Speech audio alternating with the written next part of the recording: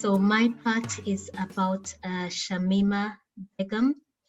For those who don't know who Shamima is, she is a young British girl who, at the age of 15, left with two other girls to go and join ISIS and fight with them. And at that age, at 15, when she arrived, she was married off to a man who was also fighting for ISIS. So we've seen the video where she seemed unremorseful and all that, but the news is that she was later found in a camp, like a deportation camp in Syria. And between 15 and 21, she's 21 now, she's had 3 children, all who've died. And now she's saying she wants to come back and face her charges. But the UK government said she's a security risk for the UK, a terrorism risk, and they do not want to allow her back. So she challenged this decision, and in 2019, the Court of Appeals said, yes, she has the right to come back to the UK. The British government then countered and appealed and said they think she's a high threat to public safety and that she should not be allowed back. So the news was 2 days ago, the Supreme Court, which is the highest court in the UK, ruled that she should not be allowed back in the court case. That's the current news. So what we'd like to hear from you is, what do you think of this decision? It's a very polarized discussion. Some people are saying she was very young, and that should be taken into account. Some are saying she is a British citizen. Her parents are from Bangladesh, but she was born in the UK, so she's British. And others are saying, why are we not taking her into account her age? Others are saying, well, she chose to leave, and she seemed unremorseful. So we want to hear from you. What do you think? Should she be allowed to come back to face the charges? So I will start with, and can I just quickly say, for people who don't know the UK law, citizenship is the permission to live in a country. So her nationality hasn't been taken away. She's still British, but they've taken away her citizenship, so the right to live in the UK. And also the law says that if somebody is a public risk or has committed fraud, the government has the right to take away their citizenship. So I will start with Jamila.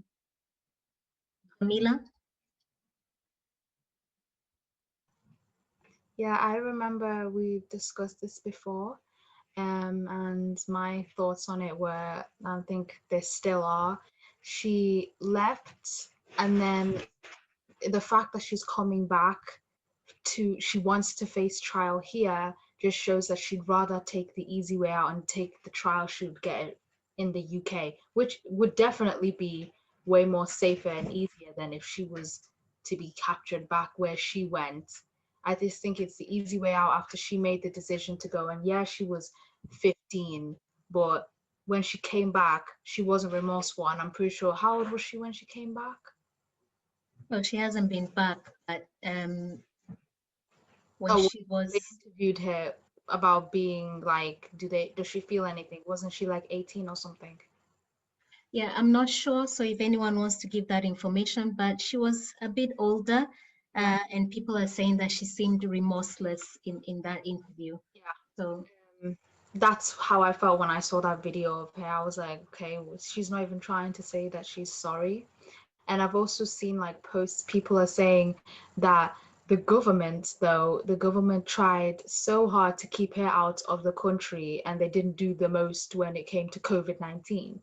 So they put so much energy into keeping her out of the country instead of focusing on this issue that we have right now that's actually killing like thousands of people. So it's kind of like, what is the government's priorities? Like, even though she did do wrong, why is this the thing we're seeing in the news when people are dying like every day? Yeah, so thanks, Jamila, for sharing also that viewpoint where people feel there's been too much energy and resources put into stopping her from coming back rather than dealing with more important issues. And like I said, this will be a polarized discussion. So Jamila has said she chose to leave and she seemed remorseless, so she should be tried where she is. How about you, Kesh? Yeah, I think this appeal she's making is twofold. I think she's making an appeal to return to the UK to fight for her citizenship rights. Is not about what she's accused of. So the question is, should she be allowed to? Should this trial be held in absentia, where she's not there because she's appealing? They've revoked her citizenship, and she has a question why. So she wants to travel to the UK so that she can go in court in person and fight this revocation.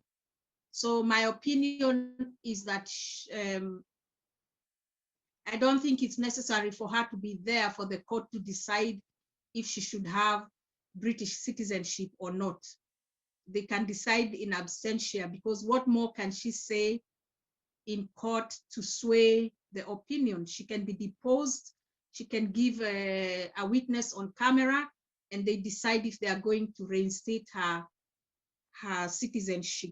Regarding the other accusations, in my opinion, if they have declared her a criminal, then she should come back to the UK to stand trial. And if she's found guilty, then she has to face the consequences.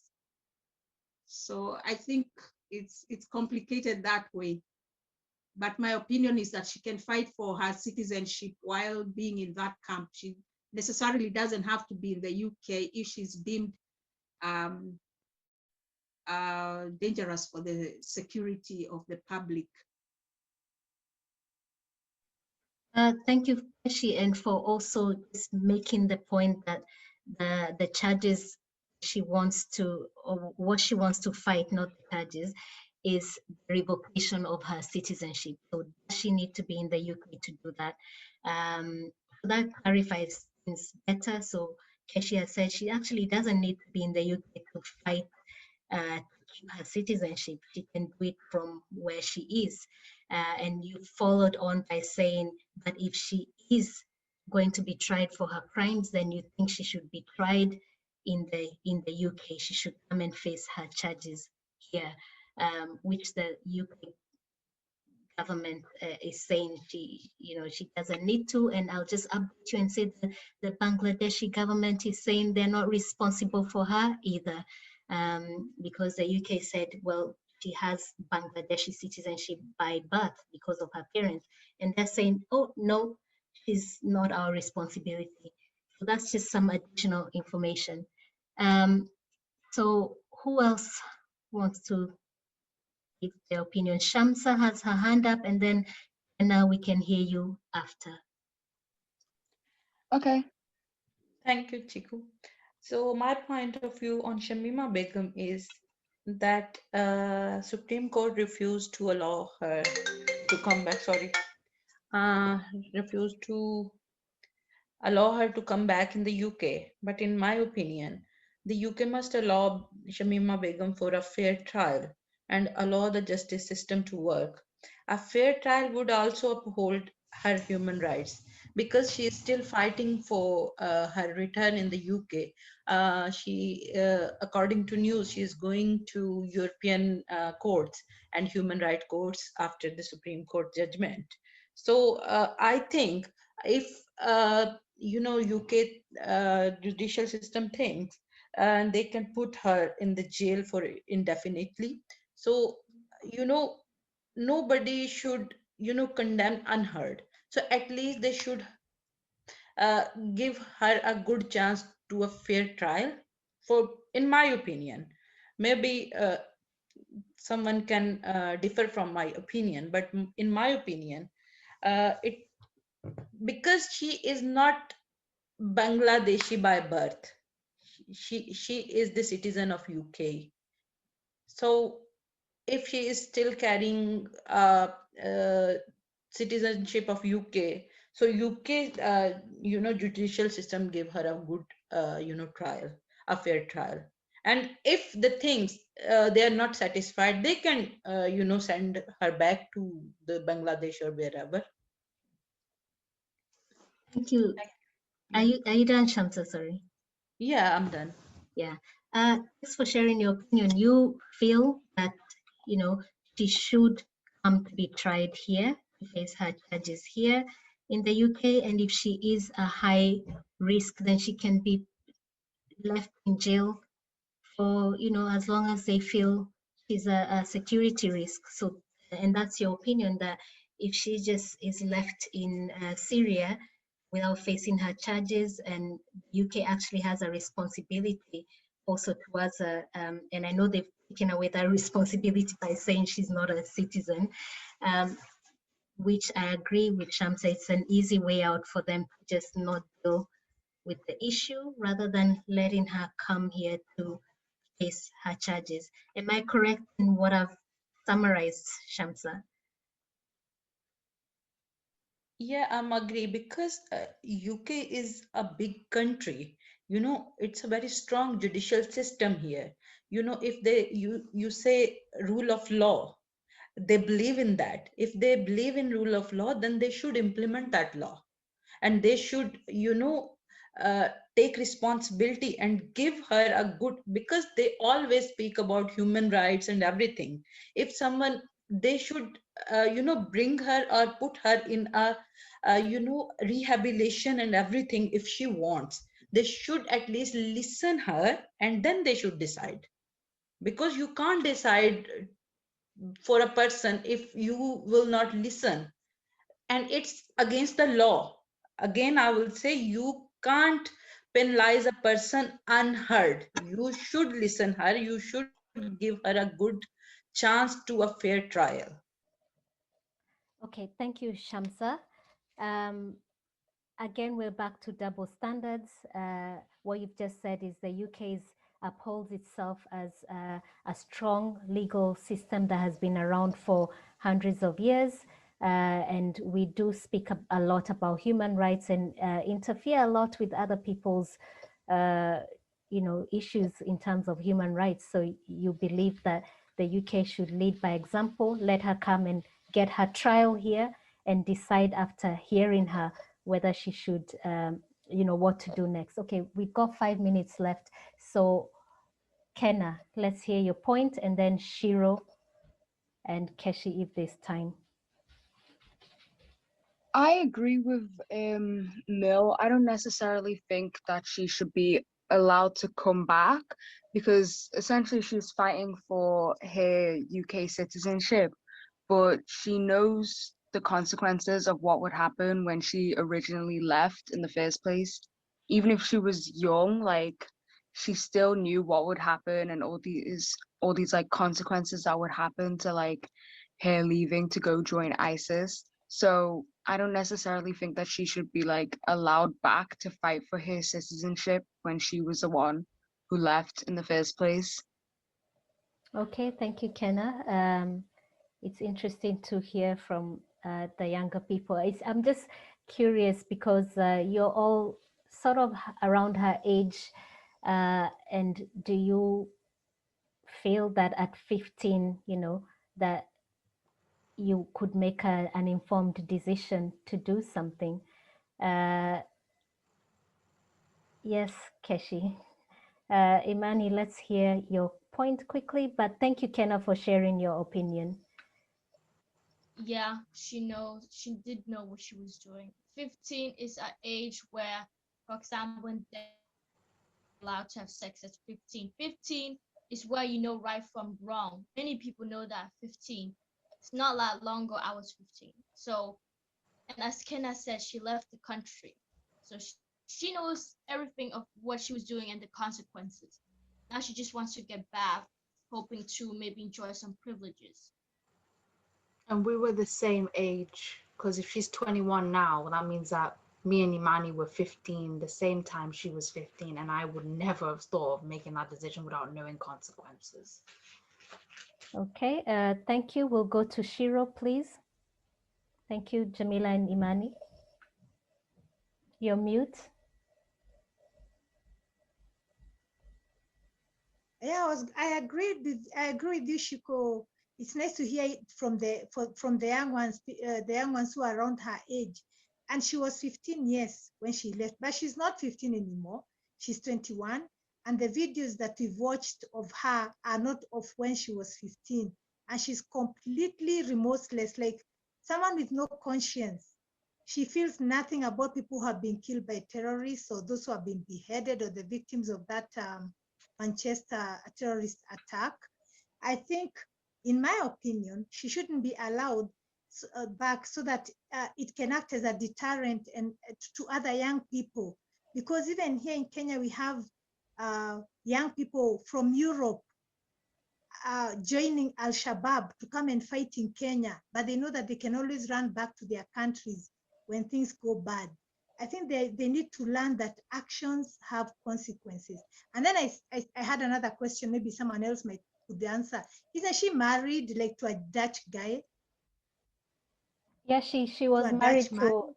to, she's married. She's still She married? was married Yeah. at 15 to the. Oh, so at 15, she knew that she could get married, and she's still married. And she's been a mother. Okay, I so don't know. I don't have a lot of sympathy for terrorists or their sympathizers. thanks, Shiro, for your opinion. So you feel that the videos you've watched lately are not from when she was young and underage. You say there are videos that are when she was older and she still seems remorseless or not genuinely remorseful. Okay, so we have like 1 minute left. Is there anyone who wants to say something and hasn't been heard? Keshi? Yeah, I just wanted to say that the president of the Supreme Court made an interesting comment, and he said that the right to a fair hearing did not trump all other considerations such as the safety of the public. And then somebody else also said that it's a sad situation she's caught in, but it is a situation of her own making. So, yeah. Okay, yeah, thanks, Keshi. So I studied this in uni about the government sometimes has to weigh national security versus individual freedoms, and sometimes they have to make decisions like this where individual freedoms cannot be allowed to trump like national security. I'll just wrap up quickly. My time is up, but I'd like you to just think about young British-born people who are born in Britain, they feel British, but do not feel accepted as British. So it's also about identity and acceptance. And when you feel rejected and somebody comes and shows you, we love you, we're going to accept you. If you're 15, if you're young and you're just looking for identity and to belong, to get a sense of belonging, could that have played a factor into her joining this terrorist group, just that she felt accepted into something? I can see some eyebrows raising, but it's just something to consider and we can discuss another time.